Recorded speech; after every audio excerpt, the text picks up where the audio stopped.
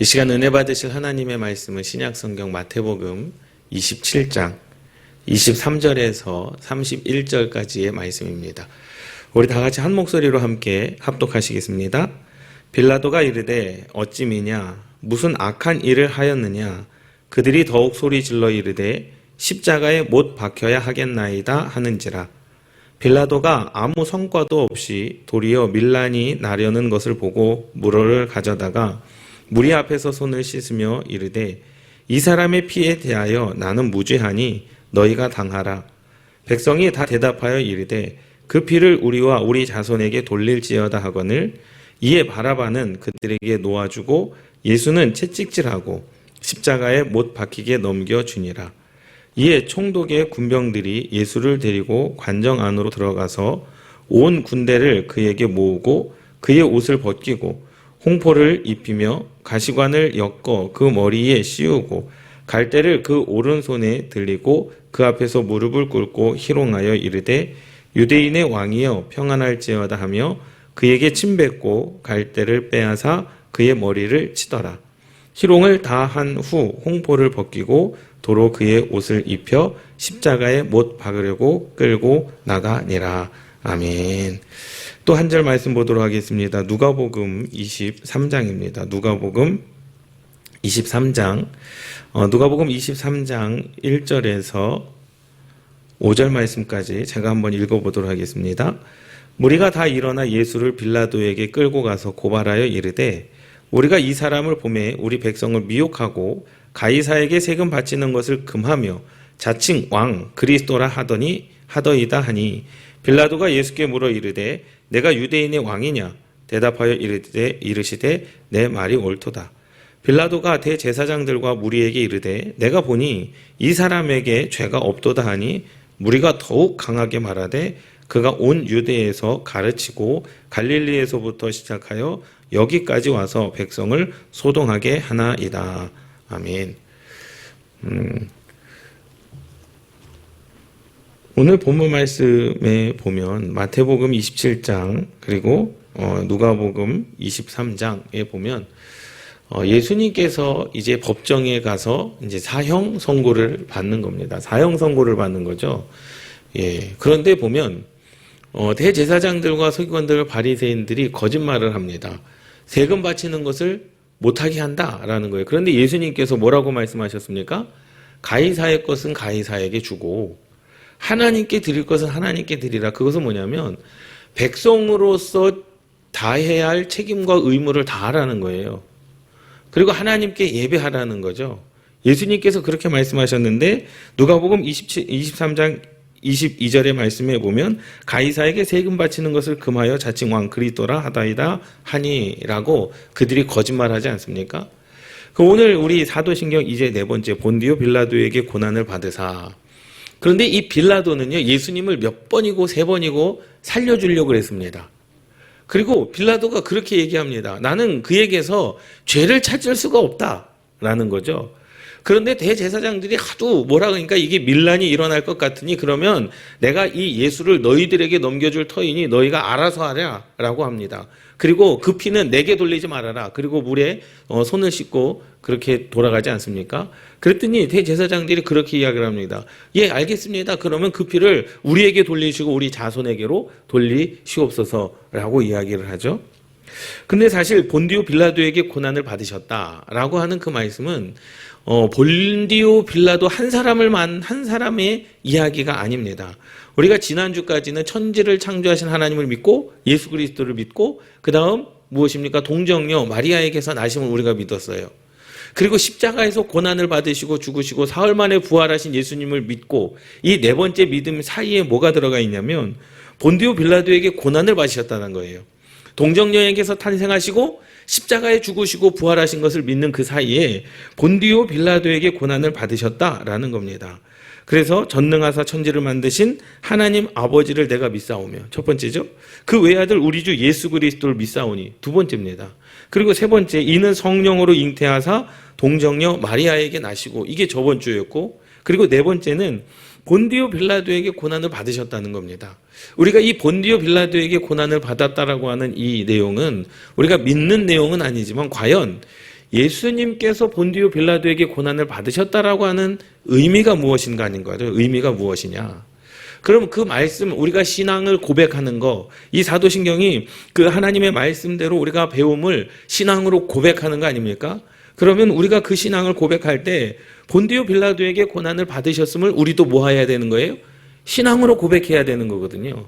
우리가 하나님을 믿는 것, 예수님을 믿는 것뿐만 아니라 고난 받으신 예수 그리스도를 우리가 뭐 하는 겁니까? 신앙으로 고백을 하는 겁니다. 그럼 그 본디오 빌라도에게 고난을 받으셨다라고 하는 이 말씀의 의미는 과연 무엇일까? 함께 나누어 보도록 하겠습니다.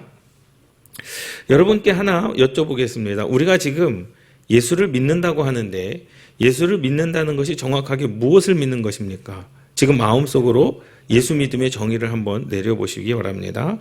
과연 나는 예수를 믿는다는데 무엇을 믿는 것일까? 도대체 우리는 무엇을 믿는 것이며 어떤 유익을 위해 예수를 믿는 것이냐라는 거예요.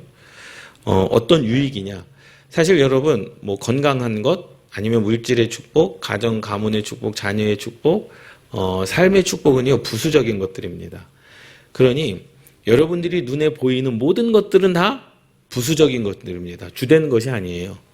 영적인 것, 보이지 않는 것이 주된 것이지 건강한 것, 아니면 물질의 축복을 받는 것, 아니면 내 직장 생활에서 승진하는 것, 그러한 것들은 사실은 부수적인 것입니다. 왜? 이 땅 가운데 물질을 하나님의 나라에 가져갈 수 없고, 이 땅의 그 힘과 권세를 하나님의 나라에 가져갈 수 없고, 이 땅에서의 그 가정의 축복을 하나님의 나라에 가져갈 수 없고, 그러니까 하나님 나라에 가져갈 수 없는 그 모든 것들은 다 뭡니까?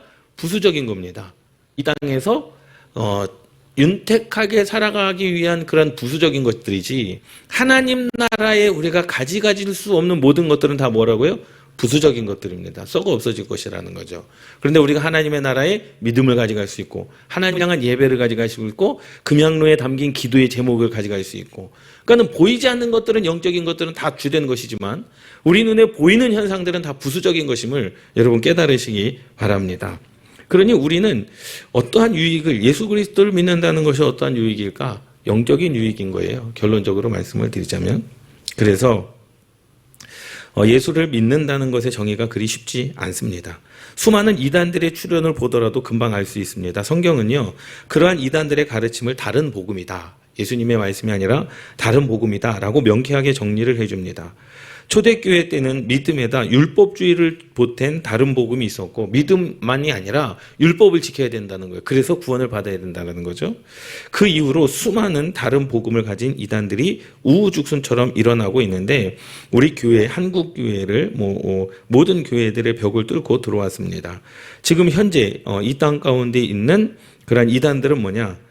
믿음의 안식일을 준수를 보탠 안식교가 출현하게 했습니다. 그러니까 안식교는요, 오직 믿음이 아니에요. 믿음에 무엇을 지켜야 된다는 거예요? 안식일을 지켜야 된다는 거죠. 그래야 구원을 받는다는 겁니다.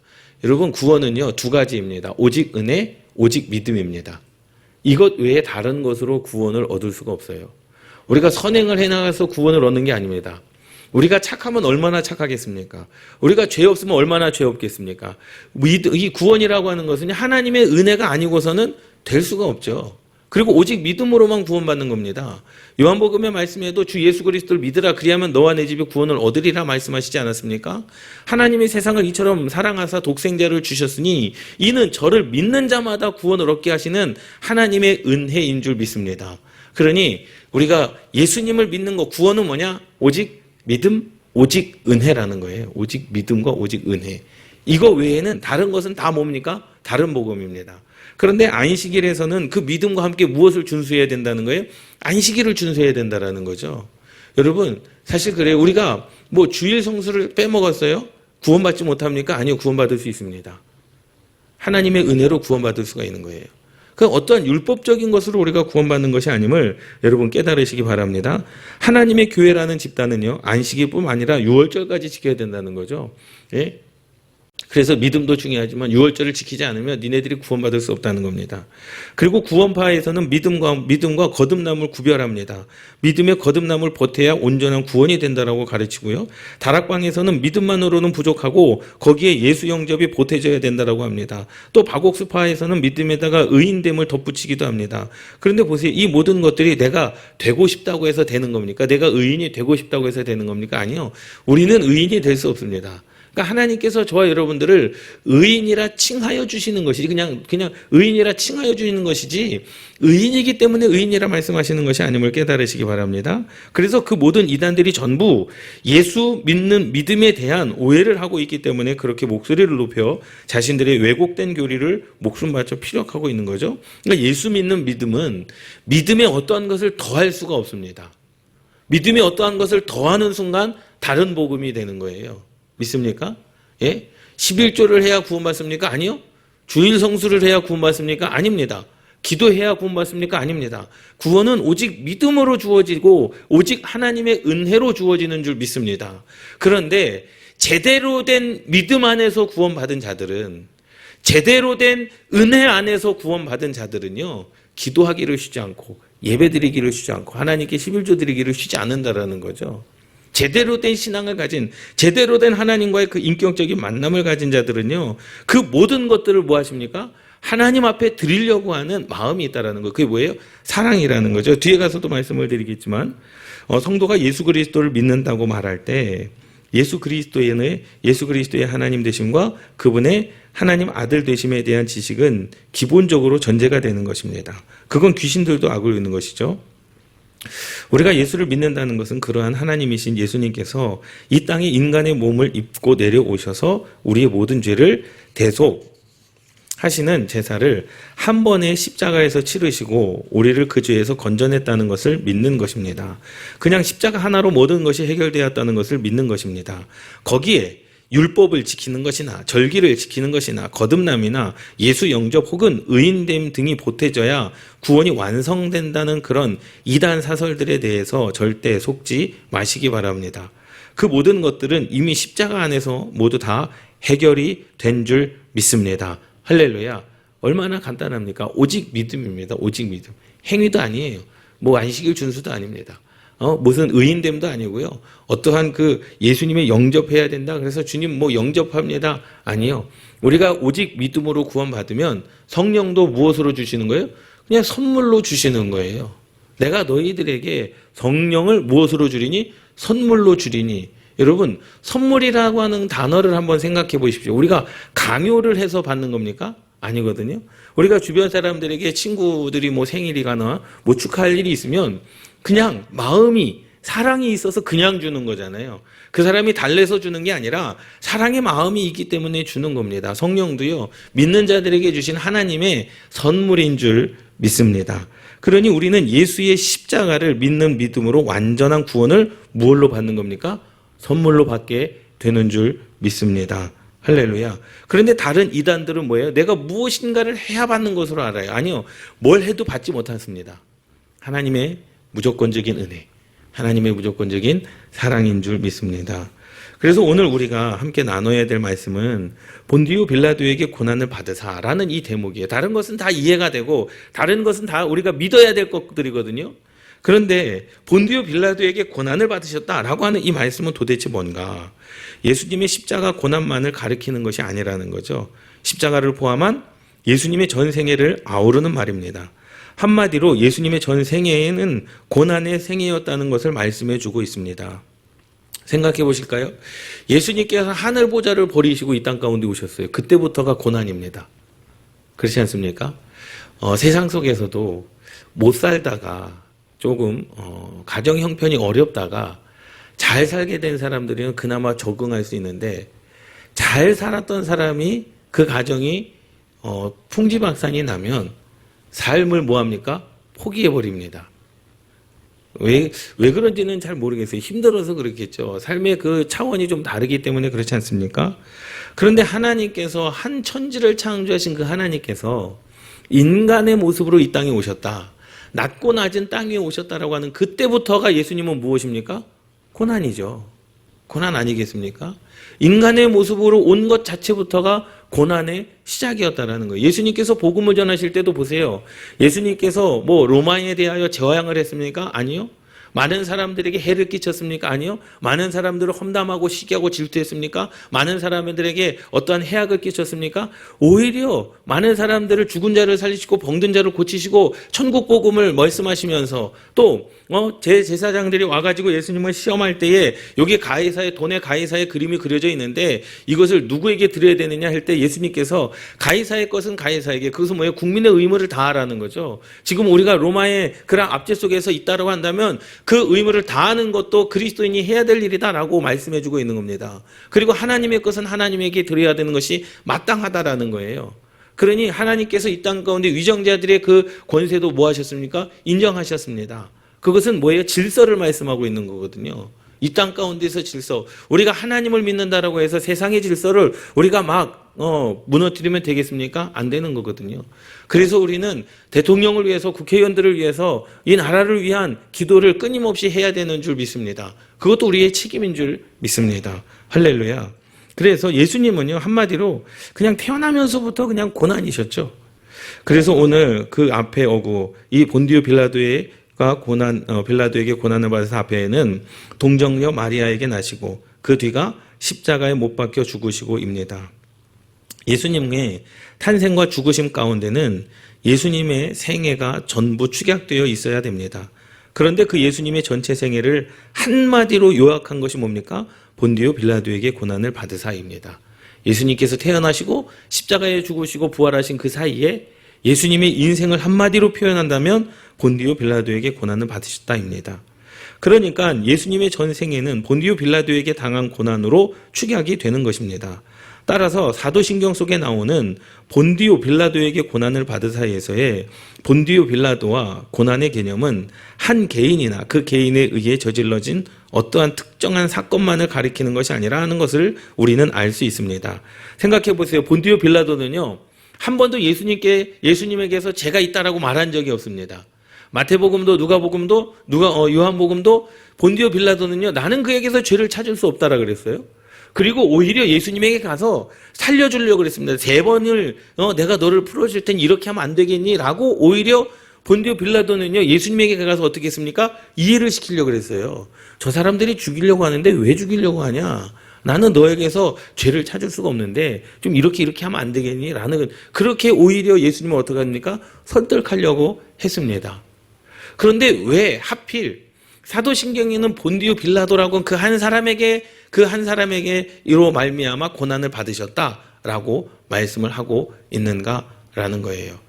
사실 보면은 재판장에도 이게 법정에서도 가운데 뭐가 있어요? 재판장이 있고 옆에 재판위원들이 있지 않습니까?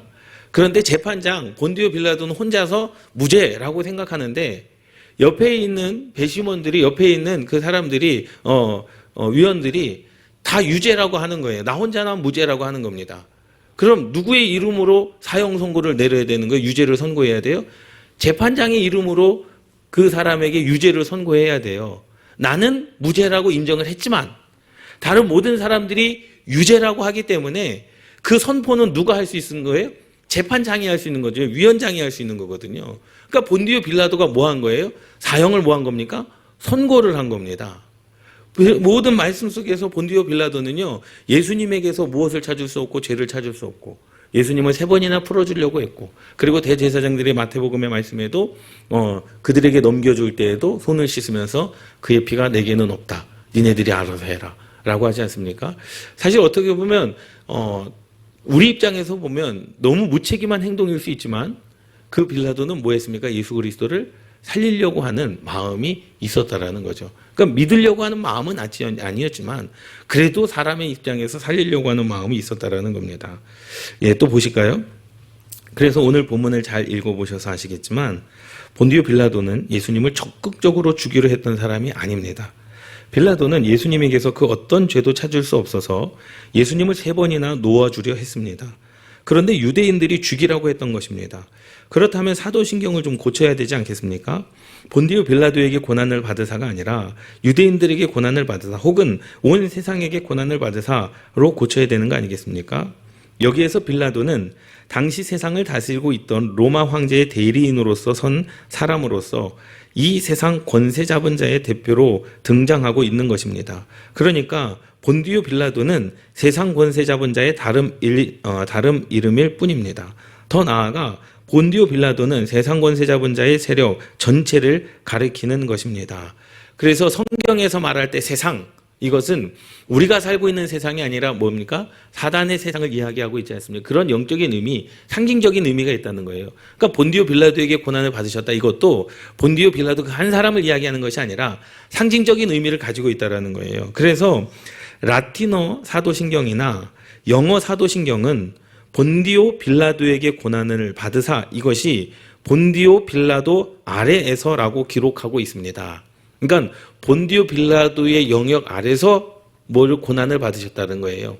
우리는 주어가 누구입니까? 사람인 것이죠. 본디오 빌라도 그 한 사람에게서 사도신경을 읽어보면 그렇게 이해될 수 있지만 라틴어 성경이나 영어 성경은 본디오 빌라도 아래에서라고 기록하고 있습니다. 그러니까 그 부분을 정확히 해석을 하면 본디오 빌라도가 예수님 순환의 주체가 아니라 그 예수님 순환의 가해자는 따로 있는데 그 중간에 본디오 빌라도가 대리인으로서 서 있었을 뿐인 것입니다. 쉬운 말로 본디오 빌라도는 당시 법정에서의 최종 선고자, 즉 판사로서의 자격과 기능을 가진 총독이라는 자리에 있었기 때문에 예수님의 유죄 선고를 하는 세상의 대표자로서 예수님의 순환에 등장하는 인물인 것이지 그가 독립적으로 예수님 순환의 주체자의 자격으로 등장하는 것은 아닙니다.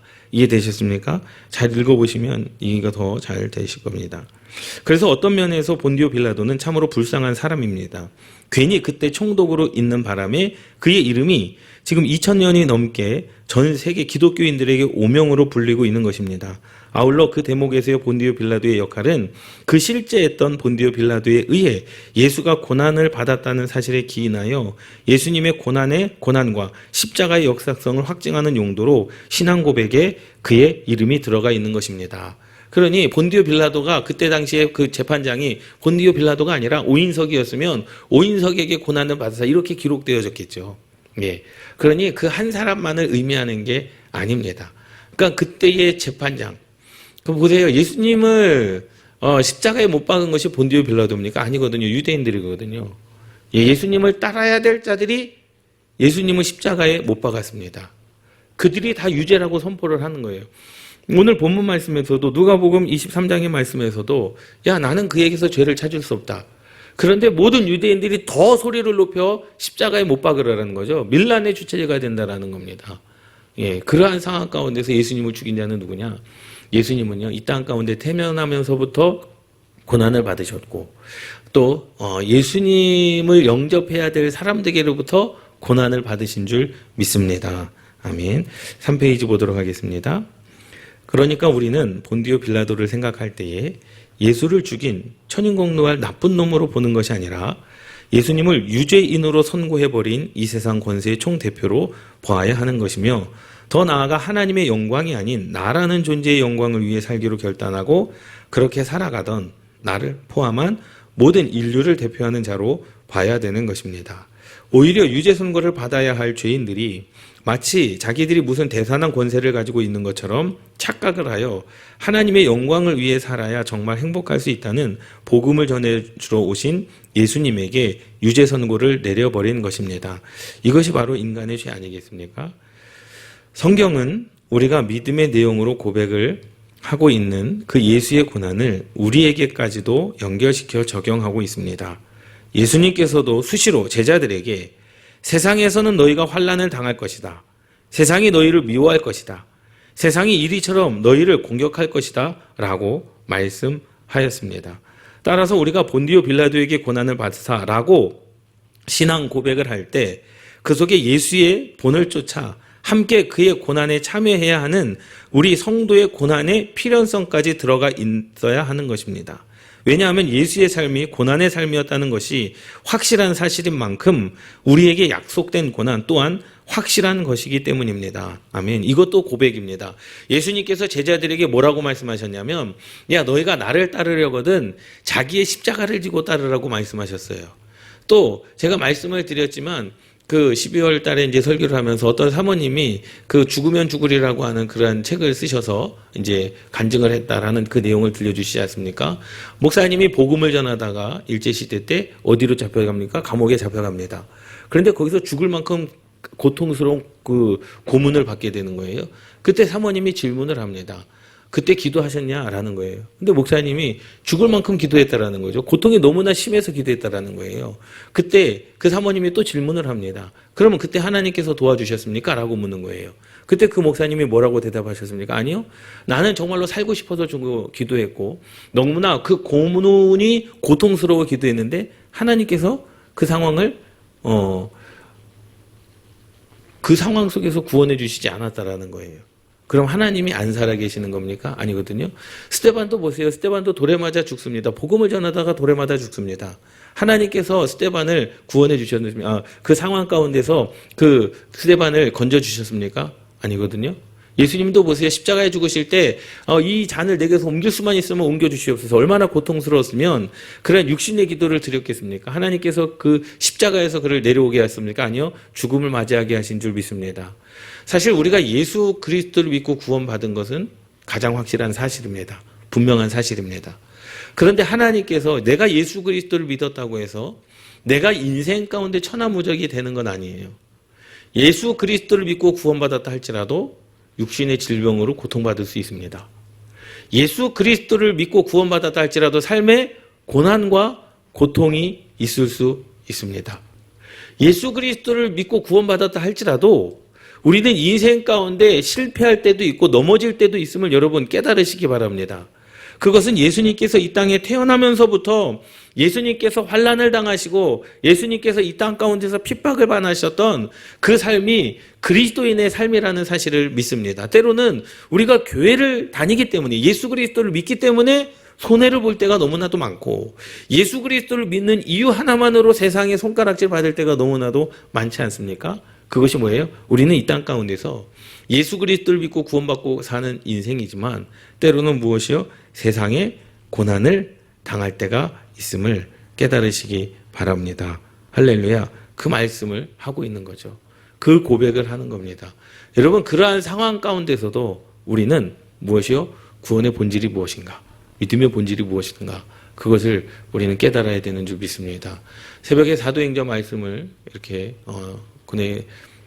계속 이제 강의해 나가는데요. 여러분들에게 문자를 보내드렸던 것처럼 많은 교회들이 우리가 초대교회로 돌아가자 말만 합니다. 그럼 초대교회에 그렇게 부흥할 수 있었던 원동력이 무엇인가? 초대교회를 정말로 하나님의 교회로 세우셨던 그 원동력이 무엇인가? 바로 성령의 임재하심이고 성령의 강권적인 역사였는 줄 믿습니다. 할렐루야. 그 본질을 찾는 것입니다. 신앙생활도 마찬가지입니다. 내 인생 가운데 사업에 성공했습니다. 사실 그것은 신앙의 본질이 아닙니다. 신앙의 본질은 예수 그리스도인 줄 믿습니다. 할렐루야. 그러니 우리가 하나님 나라에 가지고 갈 수 있는 것이 본질이에요. 그러니 물질을 하나님 나라에 가지고 갈 수 없으면 그건 본질이 아닙니다. 우리의 신앙, 우리의 믿음, 우리의 기도, 우리의 모든 하나님을 향한 예배, 눈에 보이지 않는 모든 것들이 우리가 하나님께 가지고 갈 그 신앙의 본질임을 깨달으시기 바랍니다. 예, 이어가도록 하겠습니다. 그래서 당황스럽지 않습니까? 우리의 믿음의 내용에 우리의 신앙 고백에 우리의 고난이 들어있습니다. 우리는 본디오 빌라도에게 고난을 받으사라는 고백을 하면서 맞습니다. 저는 성도로서 이 세상을 살아가면서 이 세상 권세 잡은 이 세상 권세에게 예수님과 똑같은 고난을 받을 것입니다. 라고 우리가 뭐 하는 겁니까? 신앙을 고백하는 겁니다. 그러니 우리 기도가 얼마나 잘못됐습니까? 세상에서 하나님 고난받지 않도록 인도하시고 고통받지 않도록 인도하여 주시고 사실은 예수 그리스도를 믿고 고난 안 받을 수 없습니다. 고통 안 받을 수 없습니다. 그럼 우리의 기도는 어떻게 바뀌어야 됩니까? 하나님 세상의 고난 속에서도 하나님 세상의 고통 속에서도 내 믿음이 흔들리지 않도록 인도하여 주시고 십자가의 승리를 이루게 하여 주시옵소서. 이렇게 기도가 바뀌어져야 된다라는 거죠. 그래서 십자가와 순종, 그런데 잘 생각해보면 예수님의 십자가 또한 하나님의 뜻에 대한 순종에서 시작이 된 것입니다. 따라서 예수님의 모든 순환의 삶은 순종에서 비롯된 것이라 단정지어 말해도 틀림이 없습니다. 그러므로 결론적으로 말하면 예수님의 순환의 삶은 하나님께 순종하는 삶이 이 세상에서 반드시 고난의 삶으로 표출이 된다는 것을 모범적으로 보여주는 삶이기도 한 것입니다. 십자가는 그 자체로 대단한 의미를 지닌 것이 아닙니다. 십자가는 당시의 율법에 나오는 하나님의 저주를 받은 자의 형벌이었기 때문에 선택된 소품이지, 만일 율법에 단두대에 목이 잘린 자는 하나님의 저주를 받는 자라고 쓰여 있었다면 예수님은 단두대에서 죽으셨을 것입니다. 그러니까 예수님이 어떠한 방법으로 죽으셨다는 것은 중요한 것이 아니라 그 죽음이 어디에서 시작된 것인가가 중요한 것입니다. 예수님은 하나님에 대한 죽기까지의 순종을 우리에게 보여주신 것입니다. 할렐루야. 여러분, 십자가 자체의 능력이 있는 게 아닙니다. 십자가 가지고 있는, 우리가 그리스도인이 생각하는 십자가가 가지고 있는 의미가 무엇인가? 그것은 십자가에 죽으신 예수 그리스도의 보혈로 우리의 모든 죄가 사함을 얻었다라는 거죠. 그리고 십자가의 죽으심을 통하여 부활하셨다라는 겁니다. 그 의미를 믿는 것이지 우리는 십자가 형상을 믿는 것이 아님을 깨달으시기 바랍니다. 할렐루야. 그래서요, 이 보수교단들은요, 강단에다 십자가도 걸지를 않아요. 왜? 우상이 될 수 있다라는 거거든요. 그런데 그 의미만 알면 됩니다. 우리가 십자가를 섬기는 게 아닙니다. 그 십자가가 담고 있는 영적인 의미가 무엇이냐? 예수 그리스도의 피 흘리심, 예수 그리스도의 보혈인 줄 믿습니다. 우리가 그것을 품는 건 줄 믿습니다. 우리가 자동차에다 십자가를 걸고 십자가 목걸이를 하고, 그 의미도 내가 십자가를 자랑하는 것, 그 안에 담겨진 예수 그리스도의 보혈로 내가 구원받았음을 고백하는 신앙이 돼야 되는 줄 믿습니다. 아멘. 그래서 순종은 불순종의 회복을 말하는 것이죠. 불순종하면 생각나는 것이 어떤 사건입니까? 선악과 사건입니다. 하나님께서 무지한 상태로 태어난 아담과 하와를 에덴 동산에 두시고 그 에덴에서 영원히 살 수 있는 조건을 하나 두셨습니다. 그게 바로 선악을 알게 하는 나무를 먹지 말라는 명령입니다. 그것은 피조물인 인간이 영원한 생명을 얻어 영생을 살기 위해서는 하나님의 말씀에 온전히 순종해야 된다는 것을 상징적으로 보여주었던 것입니다. 쉽게 말해서 인간은 하나님께 온전히 순종할 때야 비로소 행복이 이루어질 수 있다는 것을 말하는 겁니다. 그 상태를 의의 상태라고 합니다. 그렇게 무죄한 자가 하나님의 말씀에 온전히 순종했을 때 영생의 상태가 되는 것입니다. 그런데 인간이 하나님의 말씀을 어김으로 무죄의 상태에서 죄인의 자리로 내려가게 되었고, 아담과 하와의 죄를 이야기하는 거예요. 의의 상태에서 불의의 상태로 떨어지게 된 겁니다. 거룩한 자녀가 아니라 죄의 자녀가 됐다는 거죠. 그렇게 첫 번째 아담이 망가뜨려 놓은 죄의 문제와 불의의 문제를 해결하여 오신 분이 두 번째 아담 예수 그리스도이신 줄 믿습니다. 그분은 성령으로 잉태되셔서 동정녀 마리아에게 나심으로 무죄한 상태였습니다. 첫째 아담과 동일한 조건이었습니다. 그리고는 선악과를 먹지 말라는 하나님의 명령, 즉 하나님의 말씀에 철저히 순종하라는 하나님의 말씀에 완전한 순종을 보여주심으로 의의 문제를 완벽하게 해결해 주신 줄 믿습니다. 할렐루야. 순종이라고 하는 것은요, 순종에 대한 우리가 무순종에 대한 결과를 감당해야 됩니다. 하나님께서 아브라함에게 본토 친척 아비집을 떠나라 말씀하셨죠. 근데 순종했어요. 무엇을 감당해야 됩니까? 일가 친척들하고 이별해야 되는 그 일을 감당해야 됩니다. 아브라함에게 독자 이삭을 하나님께 바쳐라. 모리아 땅 한 산에 가서 이삭을 바치라는 거죠. 무엇을 감당해야 됩니까? 아들을 죽여야 되는 그런 감당, 아들과의 그 사랑을 끊어야 되는 그런 감당이 필요한 것이죠. 그러니 우리는 순종하는 것은 그냥 단순하게 말씀하시는 거 순종하면 되겠다. 아니요. 그러니 우리는 순종할 때 기도도 바뀌어야 됩니다. 순종할 만한, 그 순종을 감당할 만한 믿음을 달라고 기도하시기를 주님의 이름으로 축원합니다. 고통과 고난 속에서도 믿음을 잃지 않도록 여러분 기도하시고, 순종할 때 일어나는 모든 일들을 감당할 만한 믿음을 여러분 하나님께 구하시기를 주님의 이름으로 축원합니다. 그래서 그 모든 것은 다 하나님의 배려이며 은혜입니다. 우리를 사랑하는 자로 만들어서 우리에게 최고의 행복을 선물로 주시기 위한 하나님의 섬세한 손길인 것입니다. 할렐루야. 이 은혜가 있기를 주님의 이름으로 축원합니다. 오늘 새벽에도 사도행전 말씀을 하는데 복음을 전했어요. 바나바와 사도 바울이 복음을 전했습니다. 세 곳을 떠돌아다니면서 복음을 전하다가 쫓겨났습니다. 쫓겨났어요. 그 지역에서 쫓겨났어요. 그런데 그 사도 바울과 바나바는요, 기쁨이 충만했다라고 말씀하고 있습니다. 그러니 하나님의 나라는요, 영혼이 잘 돼야 범사가 잘 되는 거예요. 믿습니까? 영혼이 잘 돼야 범사가 잘 됩니다. 그런데 우리의 기도는 범사가 잘 되기 위한 기도가 너무나도 많아요. 그런데 내 영혼이 잘 되면 범사는 하나님께서 잘 되게 하시는 줄 믿습니다. 아브라함이 범사가 잘 되기 위하여 기도한 적이 있습니까? 다윗이 범사가 잘 되기 위하여 기도한 적이 있습니까? 솔몬이 범사가 잘 되기 위하여 기도한 적이 있습니까? 아니요. 하나님의 말씀에 바로 서기를 원합니다. 그랬더니 하나님께서 범사의 축복을 아브라함에게도 주셨고 다윗에게도 주셨고 그리고 또 솔로몬에게도 주신 줄 믿습니다. 그러한 은혜가 우리 교회 가운데 저와 여러분들 가운데 있기를 주님의 이름으로 축원합니다. 여러분들이 지금까지 살아오시면서 가장 행복하셨던 때를 한번 기억해 보십시오. 과연 무엇 때문이었을까? 돈이었을까? 명예였을까? 아니면 인기나 건강 때문이었을까? 사실 우리가 가장 행복했을 때는 사랑하고 사랑받을 때 아니었습니까? 누군가에게 지독한 사랑을 베풀었을 때, 누군가로부터 나의 자격과 조건에 무관한 과분한 사랑을 받았을 때, 그때가 가장 행복하지 않았습니까? 그때는 가난해도 행복하고 못생겨도 행복하고 못 배워도 행복하고 아파도 행복하지 않습니까? 그게 바로 자유로운 사랑의 힘입니다. 여러분이 지금 겪고 있는 고난 있을 수 있습니다.